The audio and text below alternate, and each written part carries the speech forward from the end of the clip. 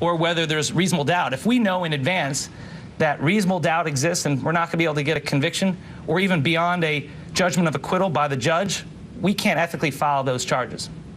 So, I mean, does it, what would you guess, 10% of the time, half the time? How often is it that a police agency brings a charge like that and you guys decline to prosecute? Oh, it's often. I mean, you know, we have a domestic violence unit where we review domestic batteries all the time. Right. And, you know, instead of them actually arresting the person, they will present us with the filing packet, in which case we would have to then review the case. And a lot of those cases are not filed, as in this case. And by the way, when she says often or a lot, it's far from a majority. It's the clear minority of cases. Right. Okay. And did you talk to anyone with the Secret Service directly about the protective bubble or about this incident? No, sir. There was an affidavit from a FBI agent, but no. And your conversations with Ms. Fields, were they in person or on the phone? Or? They were on the phone. Okay. I'm curious, in some parts of the country, a district attorney is appointed. Here in Florida, state's attorney is elected. Did you have any outside political influence on your decision here, and how are you registered yourself?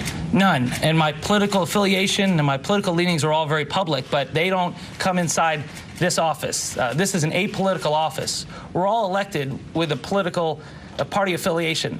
But once you get to this office and work as state attorney, you're a state attorney for everyone, and you have to run the office in a nonpartisan manner. And as proof, for example, I have 3 chief assistants who are here today. I've got Brian Fernandez, who's a registered Republican, Al Johnson, who's a registered Democrat, and Adrian Ellis, who's no party affiliation. And you? Well, it's public. I am a registered Democrat. Did you get a phone call from Donald Trump's campaign directly? Did Donald Trump try to contact you directly? Mr. Trump did reach out to this office. And who did he speak to? He spoke to a few of us, the chief assistants and me. What did he say? He said that he gave his version of the facts and his opinion of the case, and then urged us to do the right thing. What was his version of the facts? Well, I mean, we were on the call. The version of the facts was that she touched him, and pretty much that's it. I mean, she touched him, and he did not think that Mr. Lewandowski should be prosecuted for it. Did he say whether he felt threatened or scared or concerned? No, he just said that she touched him, and all that is captured on the video surveillance, and you guys are going to see it. So you know, it was quite evident. Did the campaign willingly give up the videotape, or did you have to twist their arm to get it? The Jupiter Police Department had the videotape, right. So we just got it from Jupiter. When was the call from Mr. Trump, approximately? A couple weeks ago. Did he make any, I suppose, threat at all that he was thinking of filing a charge against her? I don't remember any such threat. And I can tell you that the conversation we had with Mr. Trump had no bearing upon our final decision in this case. Just like I said earlier about the existence or non-existence of an apology letter had no bearing on our decision in this case. What did have the sole bearing of on our decision were the facts of this case and the law. Because this is a state with such open records, were there any notes or stenographer taken during that conversation, if it was on speakerphone or on the phone, so that we can make a request for those notes of what Donald Trump had to say? I don't believe there were any notes taken, but if there were, anything subject to sunshine law would be available to all of you. Was it a conference call? I mean, you spoke to several people at once, or individually? Correct. Okay. Correct. Conference call. Can you, as a longtime person in politics here locally, can you describe your relationship with Mr. Trump, how well you know him, and what type of events are... Yeah, I got a kick out of the whole political angle because at first they were saying that somehow I was doing this on behalf of Hillary Clinton, and then they found out I was law school housemates, dorm mates with Ted Cruz. He and I actually shared a bathroom first year of law school. I assure you had no impact upon our decision. I knew Marco Rubio in the Florida legislature, and I have met Mr. Trump on a few occasions. I've been to Mar-a-Lago. Last time I was there were 800 others there, so it's not quite a private setting. So, you know, I do, the fact that I have a relationship with several of the people who are running for president has no bearing upon our decision in this case. Our decision was made solely on the facts, solely on the evidence, and solely on the law. What law school was that? Were you shared a room or bathroom, I guess? With It was Harvard Law School, and it was Hastings Hall. And I had a reporter call me to question me a couple weeks ago that somehow that was the reason why I did this. And he asked me when was the last time I spoke to Ted Cruz, and I believe it was my third year of law school, which would have been about 20 years ago. Yeah. Last questions, and then we play the video if y'all are interested. Zach Davidson with Reuters. In Ms. Ellis's memo, it talks about how sometimes campaign staff can sort of participate in assisting Secret Service as forming part of the bubble. I mean, is that written down anywhere? Is that codified anywhere? Is that just sort of an accepted practice within campaigning? I believe that came from the sworn statement from the FBI agent, whom we quote in the memorandum. On the politics side, you made it clear that politics was not a factor in your decision, but did people try to influence you politically? No, absolutely not. Okay. Miss Ellis, what's your first name? Adrian. Adrian? Yes, sir. N-N-E at the end? Yes, sir. Thank you. And your title? I'm one of the chief assistant state attorneys. Sure. Is there interest in the video to play? Okay, we'll lower the volume here. And, Katie, thanks. And I just want to call our viewers' attention to the screen. So I will admit it's a little tough for me to see where I am, but we're seeing this video now that the prosecutors Michelle Fields. were talking about. Right there. And to be honest, I have such a glare on my screen here, Brooklyn. I can't see. Let's listen in. The agent. Let me help you out here, Kate. Let me help you out here, Kate. She's got the assistant prosecutor has a green dot that she's putting on the screen pointing out where Michelle Fields is. So you're going to watch this again, and when she hits it with the green dot, you'll see where she is. That's her there. And this is where she's in the back of the room. You can see the whole protective bubble thing as it unfolds.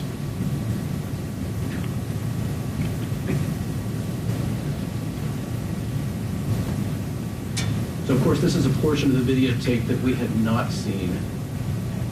Okay, so basically all media has been directed to the back of the ballroom, as we indicated earlier, for the most part.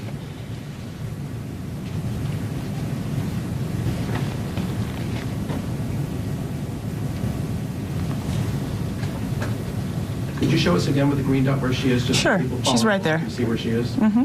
She's Mr. right there. Trump is where in Corey? She's right there. And Mr. Trump and Corey? They're still in this scrum area. That's where Donald Trump is at the top? Yes, he's still in this area here. This is her here. And so those are all the reporters at the back who've been directed to the back? Yes.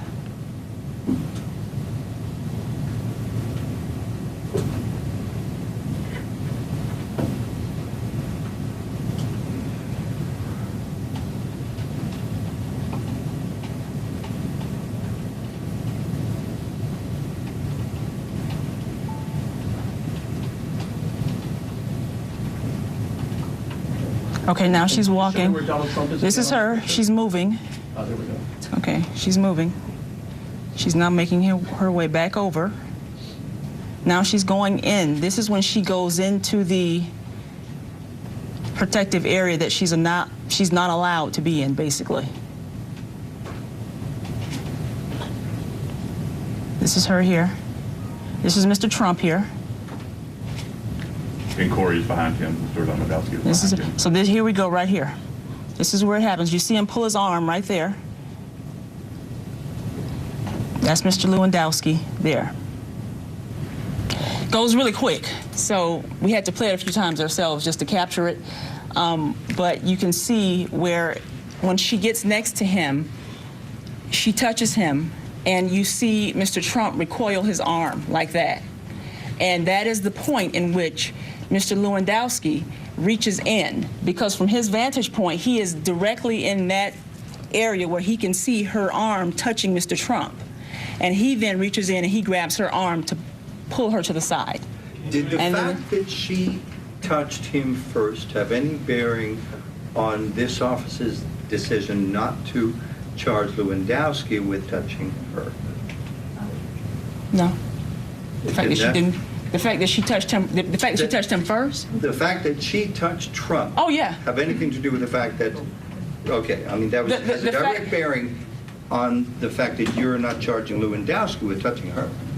We're not charging him because he was reacting to what he perceived as a potential threat to someone that he is in charge of protecting, so to speak. When you look at the others. When you look at the full video The here, defense of you others. see that she steps away from where the other reporters are and goes down to the bottom left part of the screen and then works her way up along the side. Did you ever ask her whether she was attempting to circumvent the reporter area where she was and that her intent was to somehow slip in there? No, I asked her. She, you know, my conversation with her was basically that she, you know, did not touch Mr. Trump. And She said that to you. yes, that she did not touch Mr. Trump. And that's not what we see captured on the video. Can you How does show that us again statement how that impact- happened? You just sort of acted it out a moment ago. You said she approached Mr. Trump, and what Yes. happened? What happens is they're walking along. She goes into what this area, which is called the protected bubble. She goes into that area, and she gets along what would be his right side, and she's walking directly alongside him. And it's this hand, her left hand, that we were able to capture that touches him. When she touches him, you see him recoil his right arm like this away. And based on the position where Mr. Lewandowski was standing, his vantage point would have been such that he could see that. So in his mind, it's reasonable to believe that he had just witnessed, observed a touching, or her trying to grab onto Mr. Trump in some respect, and he then reaches in and he pulls her away from an area in which she was not supposed to be in to begin with. Does it have any bearing that there was somebody in between her and, or excuse me, between Mr. Lewandowski and Mr. Trump, that he had to sort of reach over somebody? I mean, he wasn't necessarily the first line of defense there, technically, correct? I mean, does that have any sort of legal bearing? It's not like he was right next to Mr. No, because his vantage point, he was close enough to where he could see, and if you were to see still photos, you could see him looking directly at that point in which she touches him.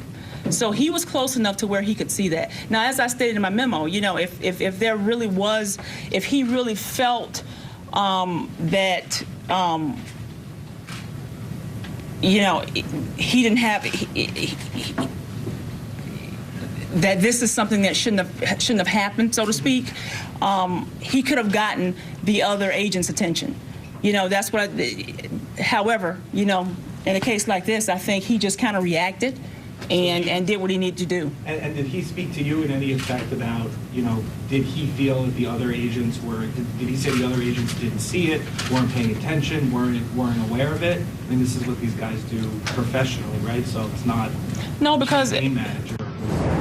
no, we didn't. So we continue our live coverage here on MSNBC of this press conference with the prosecutor, with the state's attorney in West Palm, Florida, as we're talking about the charges that will not be filed against Corey Lewandowski.